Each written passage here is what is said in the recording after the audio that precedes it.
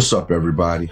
This is Lavelle Hewitt, your host of Do It in the Dark, a podcast that focuses on introspection and accountability, how to pick yourself apart and put the pieces back together. So take this journey with me as we redefine who we are, how we got here, and move forward confidently toward the future. Do It in the Dark is an opinion-based podcast based on research, statistics, and my personal views. These comments are not represented by any political, religious, or government entities.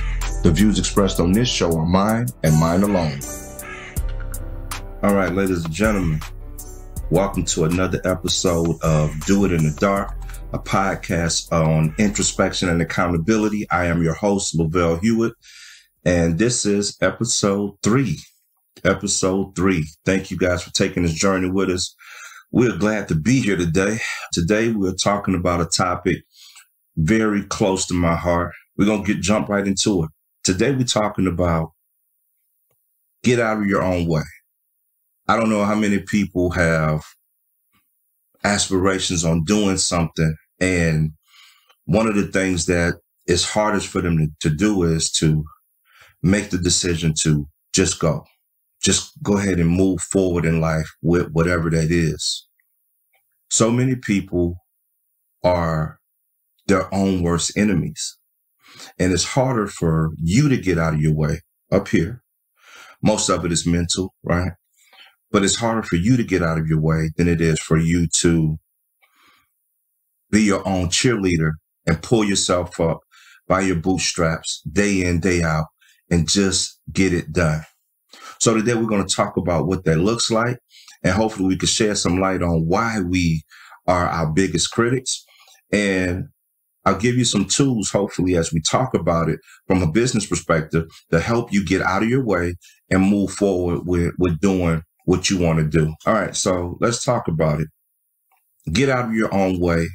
I want to start from a psychological perspective. I want to give you the technical term of what we are dealing with.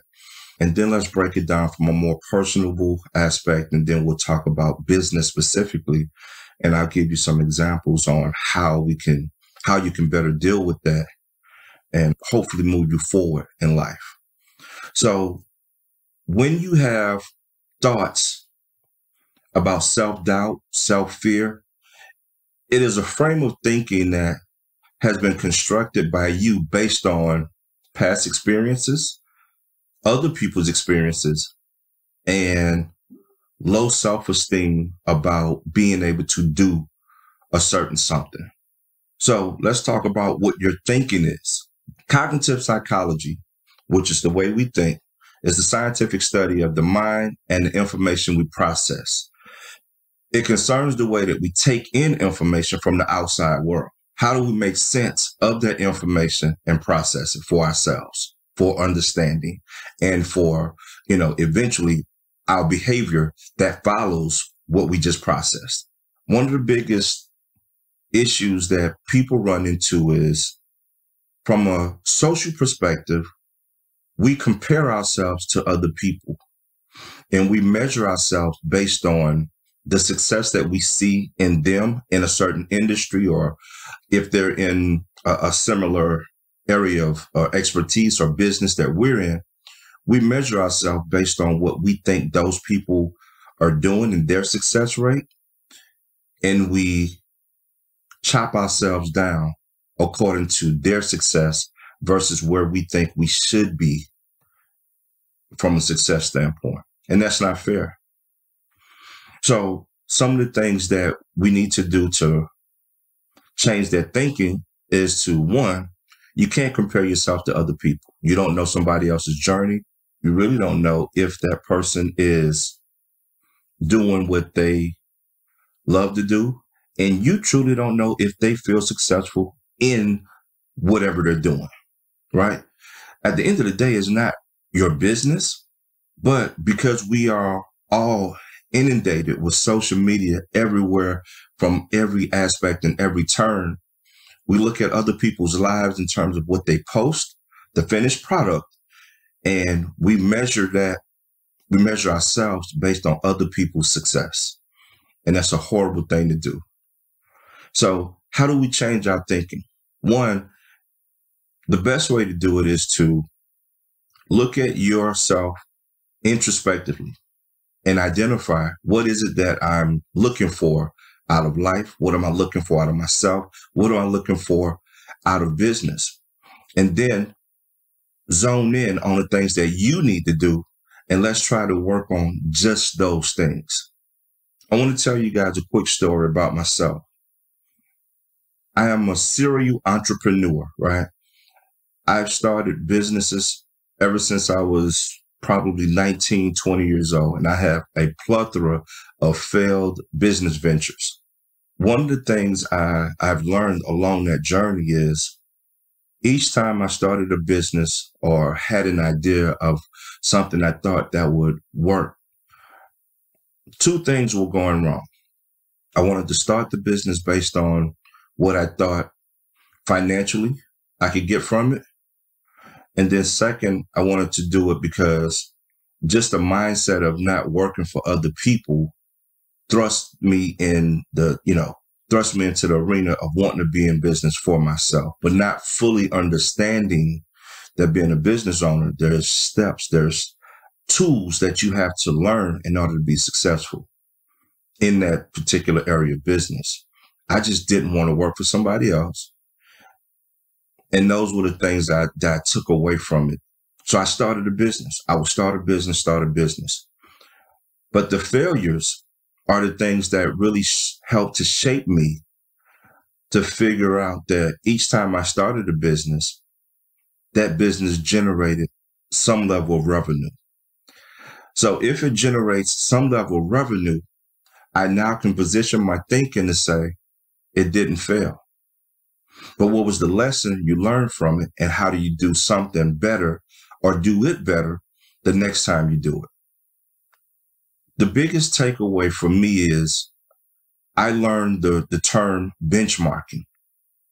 Anytime you start a business, you need to not measure yourself, but measure your business according to the most successful companies that are in that industry. So many times we get caught up as business-minded people, entrepreneurs. We try to measure ourselves instead of scaling the business and measuring the business. And that's where I learned. And ultimately, my outcome of being successful in creating a business started to change.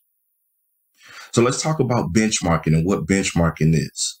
It is important to benchmark in business. Benchmarking is a tool that businesses use to compare the performance of their processes and products against businesses that are considered to be the best in that industry. Benchmarking allows a business to refine its practice, thus increasing its overall performance. So generally speaking, benchmarking can be broken down into three processing areas. So you have process benchmarking, you have performance benchmarking, and then there's strategic benchmarking. So process benchmarking allows the business to better understand how the processes compare to the competitors in the industry. So with that knowledge, the business person can now redefine and say, okay, this is what works in this industry. I see it working because this company is successful at it. How can I make that work for my company? Right.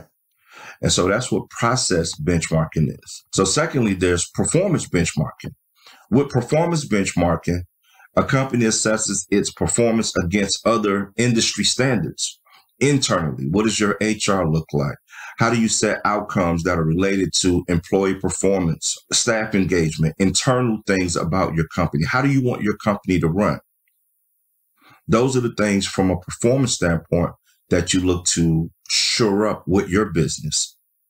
And then, of course, the third thing is strategic benchmarking. Strategic benchmarking takes what businesses have learned in the process and performance benchmark area, and it applies those insights to what your strategy should be. So whatever you learned about your competitors, the way that they process information, the way that they utilize that information, and then their performance metrics, you now want to take that information and develop a strategy for how you want to approach your company. That's how you benchmark. So I think I told you guys before in episode 1, I'm a successful business owner in the healthcare industry. I'm a managing partner, not I own solely, but I'm a managing partner of 2 hospice companies, home hospice companies. What I did was, before I even got involved and created a partnership to start the first company, I benchmarked in the industry. Who are the largest companies? What are the things that they're successful at? But not only did I look at their success rate, I looked at the complaints about those larger companies. And what I found out is sometimes being the largest, biggest company, it doesn't provide you to have that close interaction with the families that most people truly look for. So I created a model for both of the companies that I'm partners in, and we don't do big box service. We do family oriented, making sure that mom and dad, whoever is on our service, feel like they're part of the family, right? And we want you to walk away with the experience that we were brought into your home and we treated you as if we were taking care of somebody in our family. That was it. And that's what I needed to focus my company on, trying to grow within those measurements. And that to me brought about the success that I started to have. The hardest part about people being able to get out of their own way is the fear factor of what's on the other side of the expectations. What's on the other side of the expectations for success? What's on the other side of expectations of starting a business? What's on the other side of expectations of me thinking I'm good enough to do this in the first place? One of the biggest things that people think about is, am I really good enough to do this? Do I really have what it takes? And the answer is yes. You are good enough. You have what it takes. And the world is waiting for you to deliver what that message is. The world is waiting on you to give us your gift. Share your gift with the world. And so I would encourage anybody that's struggling in terms of being their biggest critic, use that motivation to challenge yourself and change your thinking. People say, oh, it's hard to do that. It's not hard. You have to want to do it. I read a quote to you guys a couple of episodes back, and the quote basically talked about most of us stay close to the suffering of life because we're so familiar with the struggle. We don't have to stay in familiar confines with struggling. We choose to stay there because that's what we're comforted by, what we experience in that struggle. Success does not breed failure. Success breeds opportunity if we're not afraid to take those steps to trying to be successful. And trust me, I get it. Self-fear is created by past experiences of what we consider to be failed opportunities where we really screwed something up. If you always feel like you're screwing something up, then you're not going to move forward. You may start something, but you'll never finish. You may have an idea, but it never leaves your gut because you're too afraid that you're going to screw it up. So how do we surpass that? How do we get past the fear? Well, let's go back to cognitive thinking and the process of the outside environment. What you put into your mind is what you process, and then your behavior follows that information. You have to change the environment that you're in. If you are around people who struggle and suffer, then that mindset will continue to be there, even in business. You have to change the environment of the type of people that you are around, and that energy will translate into successful behaviors that follow that model. One of my favorite movies is Apocalypto, a movie that came out in 2006. It depicts a storyline about the Mayan tribe in like 1502. And so these Native American indigenous people were confronted with invaders taking over their land. There's one scene in particular that kind of encapsulates what I try to teach my sons and my daughters, but also what I take away when I'm doing business. It's almost akin to the saying ignorance is bliss in a way, because what you don't know can't hurt you, but what you think about in terms of projecting and what you see can most definitely help you. So in the movie, they're in the forest, in the rainforest, and they are approached by some refugees who just had their village ransacked and taken over by invaders. The guy who was actually on the journey of finding his purpose, his name is Jaguar Paw, right? And his father, Flint Sky, is the tribe leader of the tribe that is approached in the rainforest. So the refugees come upon them and they start talking to the leader, Flint Sky, and the guy's telling them, our village was just ransacked. You don't want to go that way. It was horrible, ravaging, boom, boom, boom. But as he's talking, Flint Sky tells his son, Jaguar Paw, step away. I don't want you to hear this. I don't want you to entertain what this guy is saying. So the guy stops and he looks and he's like, okay, you may want to warn your son of what's coming on. Like, you need to tell him this is dangerous.